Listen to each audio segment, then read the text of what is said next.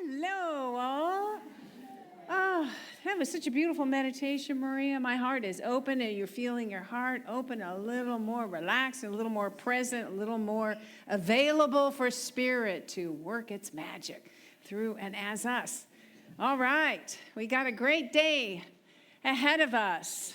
And I think last week I mentioned that as Waldo and I had just come back from our Unity Ministers retreat and conference that was in the mountains, western North Carolina, Lake Junaluska, to be specific. And I somehow lucked out. Maybe I was blessed out.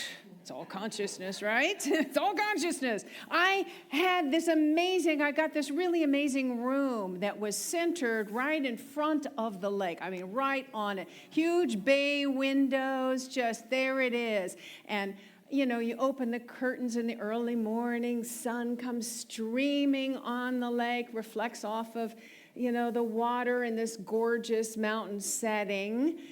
It was just magical. The conference was good, too. I learned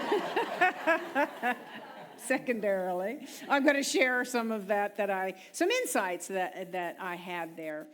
But one day, I think it was the third day that I was there, I got up really early. The sun hadn't come up yet. And I opened the curtains, and it was still dark, but it was so soaked in with thick fog. I mean, it was so dense, you could not even see the lake. You couldn't even see the path that was in front of the lake. It was like being in a thick cloud, you know, like nothing. So, and it was still dark. I'm not going out in that.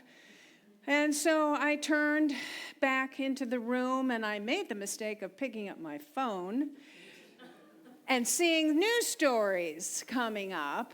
And this was a couple weeks ago when there was some really shocking news. Not that it's not.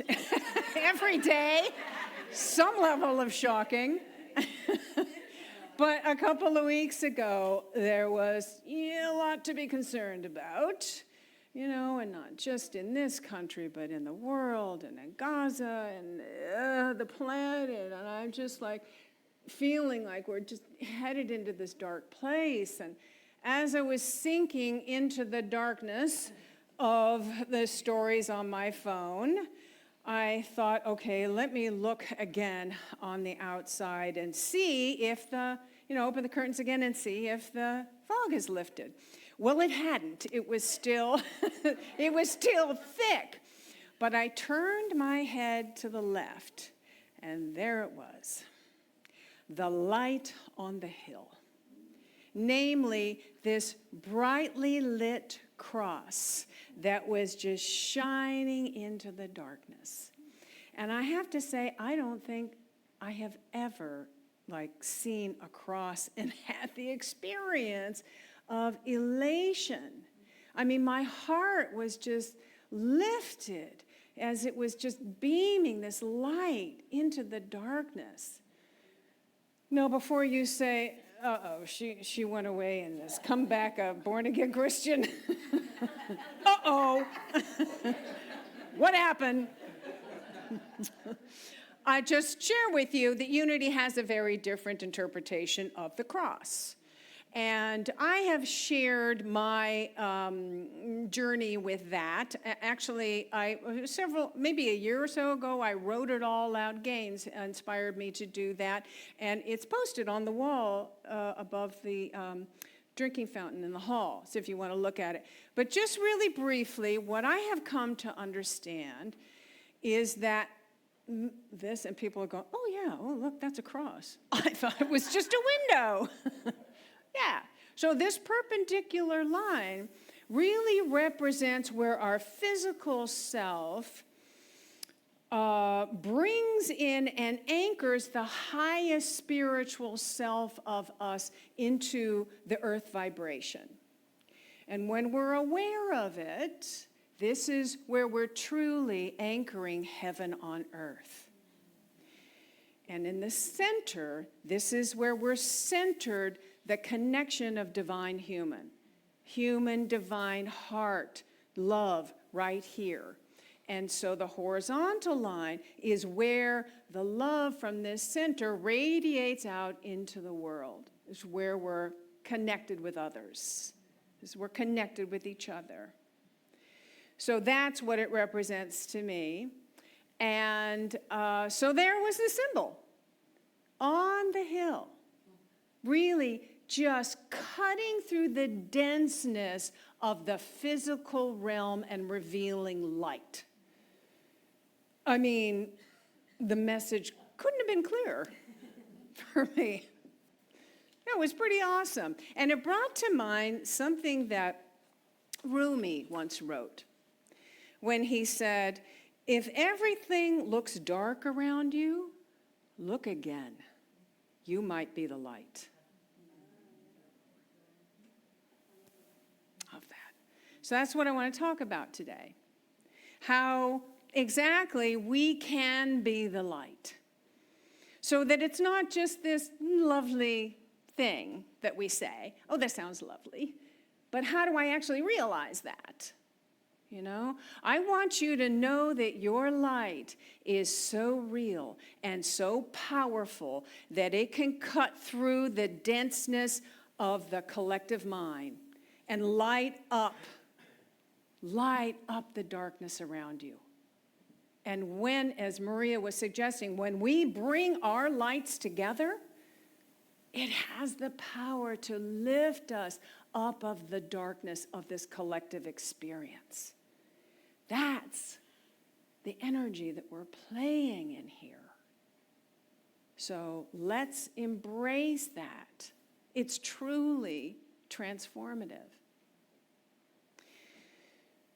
All right, so let's back up and see how we forget, right? We forget that we are this light. Much of the time we're walking around in the world, and of course we've been trained to look to the world all our lives. We've been trained to look to the world for our understanding, to make sure we're not living in a fantasy. We want to distinguish the fantasy from solid reality. Let's be in the real solid reality where I can feel and see and hear and touch and smell. Got to be grounded here, right? And so we look to the world also for our good, for what we need, for everything we think we want. We look to the world. So it's all there. It's out there, right? And if we want to change anything in our lives, we've been taught that you go out into the world and you do what you can to, fix things and manipulate things and work real hard. You got to work real hard to make your life look like you want it to. And, you can do it, but it takes a lot of hard work and there's no guarantee. And often there are consequences, side effects to that. And then we begin to learn about new thought, ancient wisdom, spirituality, which is kind of a broad category, but I think that's what we could be considered. We're part of that, right? And then we learn that the physical universe is simply a reflection, an expression of the non-physical, a vibrational expression of the non-physical. And that everything is vibration. Science tells us that. Everything is made of atoms, vibrating atoms. They're all vibrating at a certain level. Everything is vibrating atoms, which is light, right? We are vibrations. You are a vibration.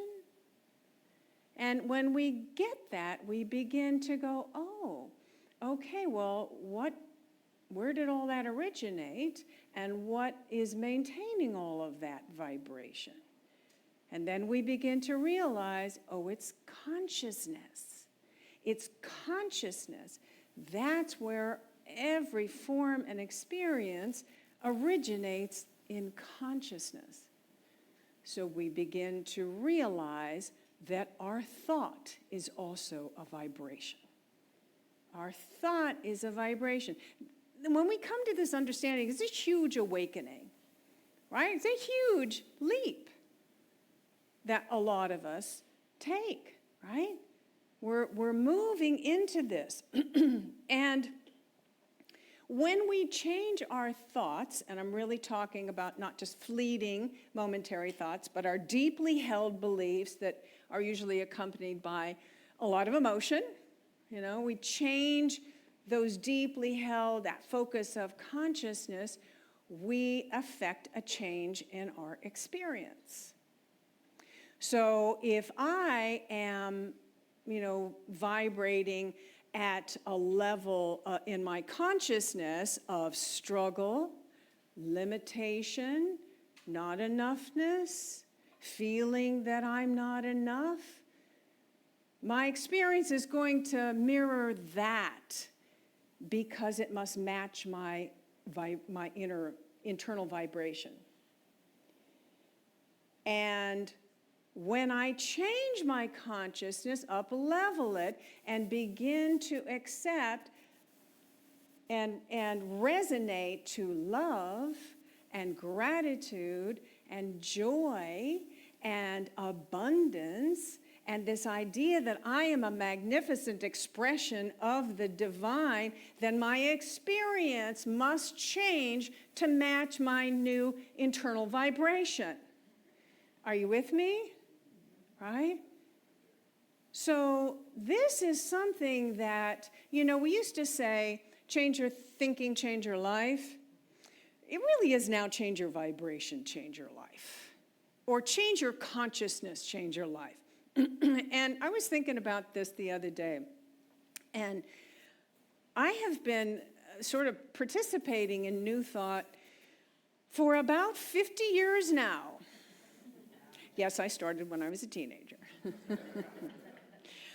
But, I have seen this play out. It's not just a theory. I've seen this play out in so many people's lives and in my own, that it's real.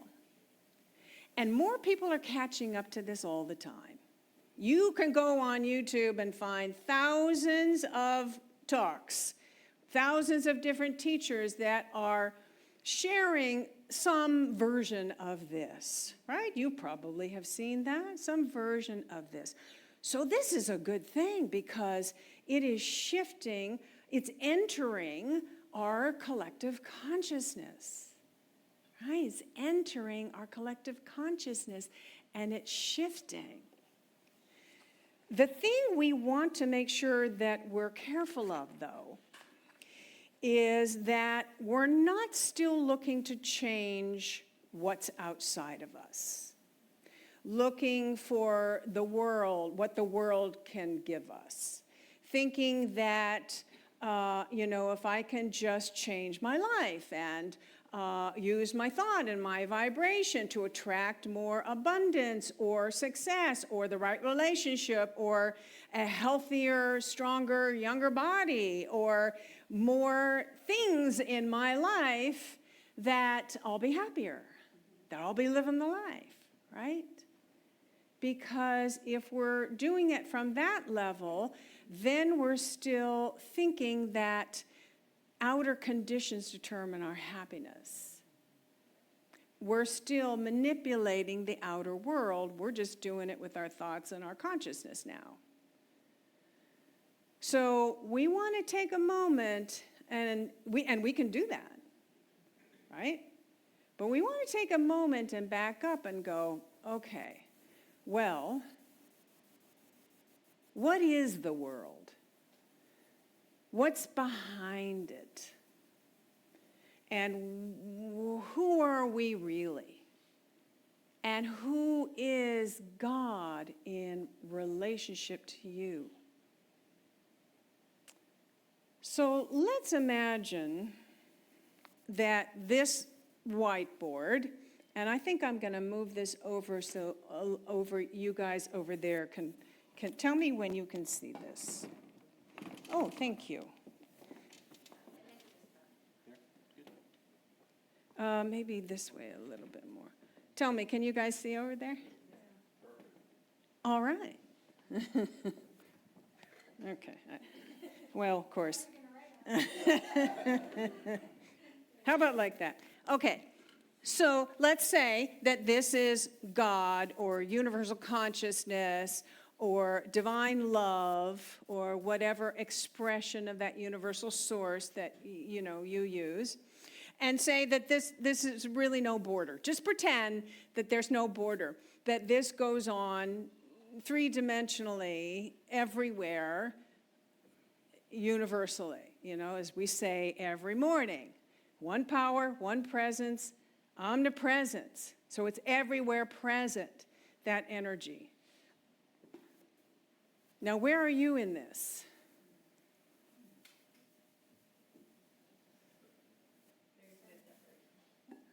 Yeah. Okay, so I invite you to consider the idea, well, let me start with this one, that maybe you're sort of a bubble. And that one doesn't work. You're invisible. There's actually more people sitting here than you think. They're just invisible. All right, let's say that you're sort of a bubble in this cosmos, this universal cosmos.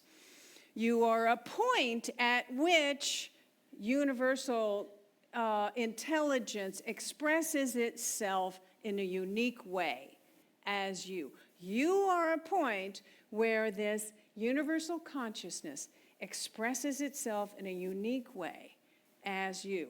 And we're all this, right? We're all, if I could draw 7 billion bubbles, or are we up to 8 billion now? Okay.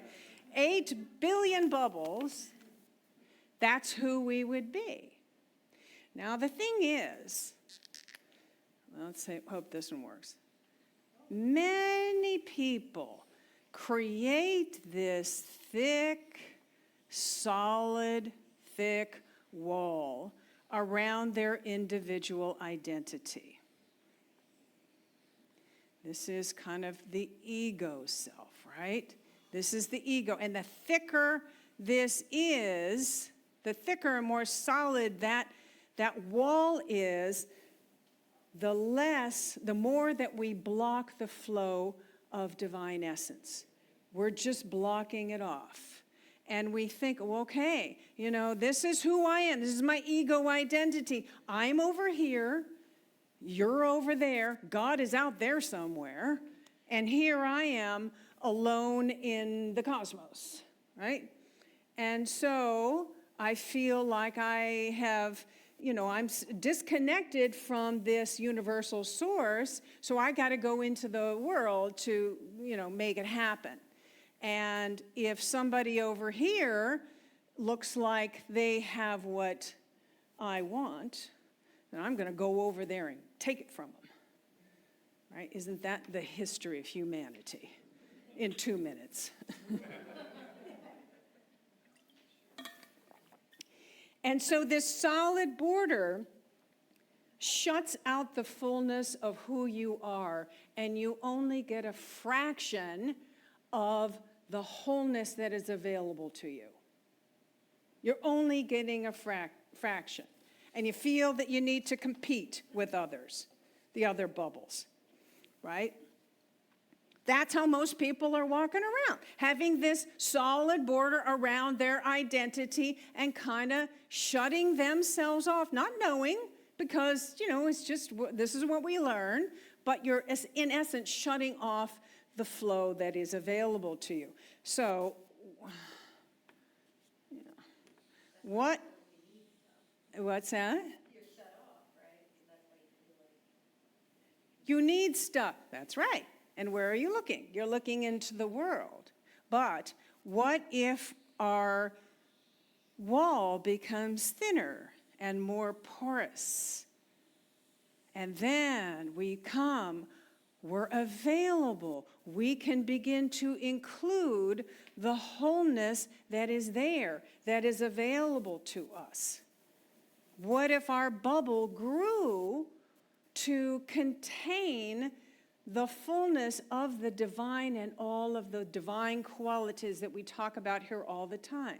The love, the peace, the joy, the wholeness and well-being, the wisdom, the creativity, the strength, the abundance. It's all right here. So we just need to make ourselves more porous and expand ourselves to include the full scope of the divine, which is what we're an expression of. Opening ourselves up to include more, creating more space there and erasing that solid wall. And so this is how we get to that place where we can grow and include the light that we are and realize that that is who we are. And we no longer need to look to the world for our good or try to manipulate things or thoughts or vibration or any of it, because it's already here. It's already who we are. Right? This is already who we are. So, it's like since I came to this realization, I'm affirming, my bubble is growing to include the fullness of the divine. I am growing my capacity to contain the fullness of that spiritual dimension that I am an expression of. And so now we don't have to take from anybody else because we already have it. And we don't have to dwell in darkness because we are light. Because we are the light. Is this making sense? Oh, yeah. So this is kind of the spiritual awakening that I've been talking about all month. This is the light on the hill, that Christ awareness that I became aware of, that experience represented for me. And I began to realize that, because I'm working on this upcoming class, affirmative prayer, and I began to realize this is what affirmative prayer is set up to do. The Fillmores were really smart about this. It's specific steps that get us to this consciousness of knowing who we are and expanding our capacity to contain the absolute good that is already there. No longer fixing, no longer manipulating, no longer trying to make things happen, but just resting in the awareness that it is already here, growing so that we can contain the capacity that is right there, so we can contain the wholeness that is available. That's what affirmative prayer really does. It's kind of a step-by-step process for getting us to that place, because we don't walk around with this understanding all day long, right? We have to kind of, take a moment aside and maybe go through some steps in our consciousness to get us from this, this is a solid, the news, and it's dark, and it's bad, and I got to fight it, and it takes a minute, right, to make that shift. It's a shift that we can use tools to get to that place in consciousness where we know it. And that is that key. Living from this place. So again, it's this weekend that I will be teaching that from this new awareness. So sign up now. It's there Saturday, and we'll do a practice session after the Sunday service. So I would like to close by reading something that Myrtle Fillmore, who was a co-founder of Unity, once wrote. And while I read this, I want you to just kind of close your eyes and really take it in, really receive what she is saying here.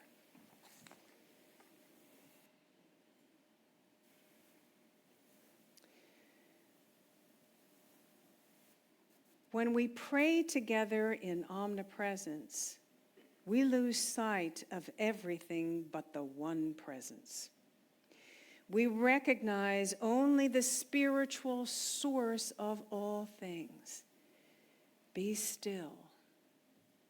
Be still. Be still. God in the midst of you is substance. God in the midst of you is wisdom. God in the midst of you is love.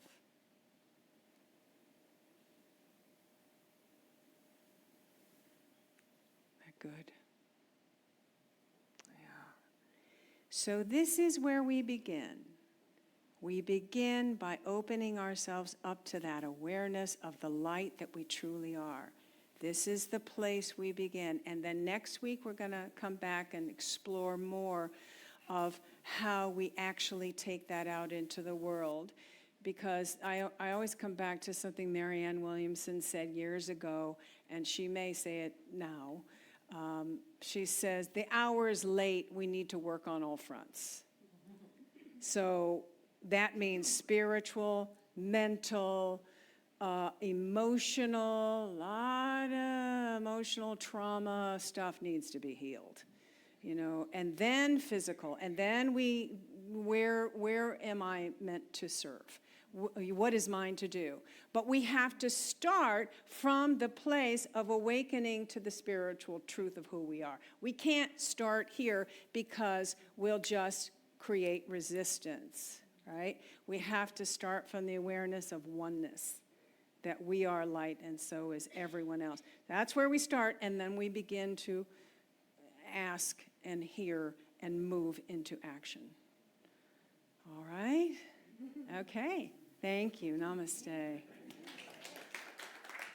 Hi, it's Reverend Victoria here. I'm at Unity Center of Peace with our house band, Bright Matter. Hello. Yeah, and if this video has inspired you or empowered you or opened your heart, opened your consciousness, or even just given you hope, we ask that you support what we're doing here by making a donation today, going to unitychapelhill.org or clicking the link below. And we thank you. Thank Thank you.